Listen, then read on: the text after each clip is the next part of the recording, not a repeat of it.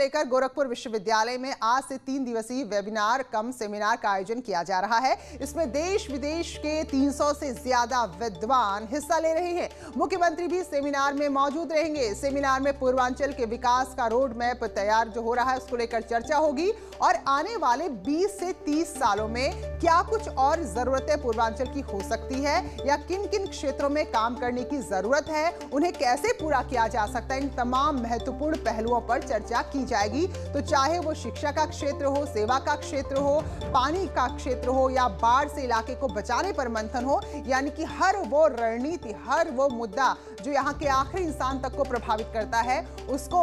एजेंडे में शामिल किया जाएगा और उस पर विचार विमर्श किया जाएगा।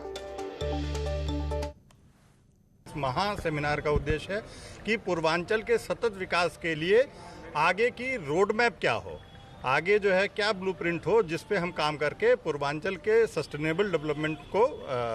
सुनिश्चित किया जा सके।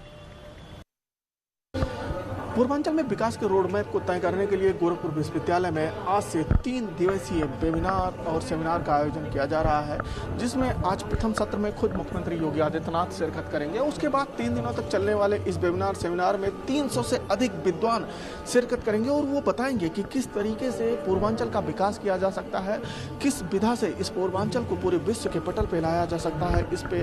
गहन चिंतन मंथन 3 दिनों तक चलेगा। इस कार्यक्रम में उत्तर प्रदेश सरकार के कई मंत्री भी शिरकत करेंगे, साथ ही कई अधिकारी भी शिरकत करेंगे और उसके बाद इस वेबिनार के बाद जो सामने निकल कर आएगा उस पे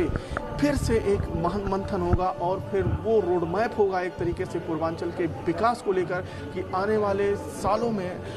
किस तरीके से पूर्वांचल का विकास किया जाए, जिससे 2050 तक ये पूर्वांचल जो है देश ही नहीं पूरे विश्व में एक अग्रणी के तौर पे सामने आ सके। अखिलेश पांडे के साथ रामगोपाल द्विवेदी, न्यूज़ 18 गोरखपुर।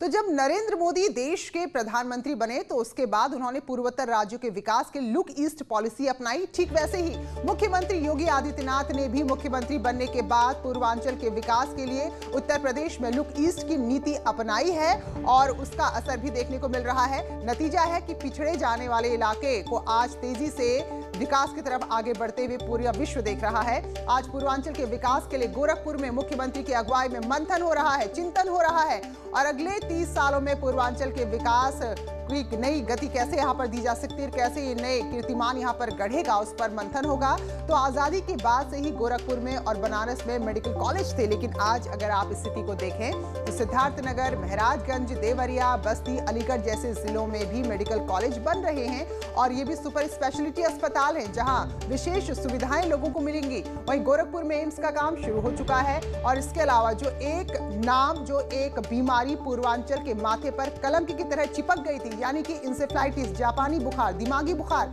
उस अभिशाप से भी पूर्वांचल को मुक्ति दिलाने की तरफ सरकार बढ़ चली है और लगभग अब खत्म होने की ओर है ये पूरी बीमारी। और जो चीनी मिलें बंद हो गई थी, अब बसपा सरकार में, बीएसपी सरकार में जिन चीनी मिलों को घाटे में दिखाकर बेच दिया गया था, उन चीनी मिलों के अलावा नई मिलों को भी यहाँ पर शुरू किया जा रहा है। और अभी कुछ दिन पहले ही पिपराइच में भी चीनी मिल का शुभारंभ किया। उत्तर प्रदेश की पहली ऐसी चीनी मिल का शुभारंभ किया जो कि सल्फर लेस चीनी बनाएगी, सल्फर जो कि सेहत के लिए नुकसानदायक है। तो इस तरह से पूर्वांचल पर फोकस है पूरे राज्य के साथ साथ और केवल बयानों में नहीं बल्कि धरातल पर भी वो काम नजर आ रहे हैं।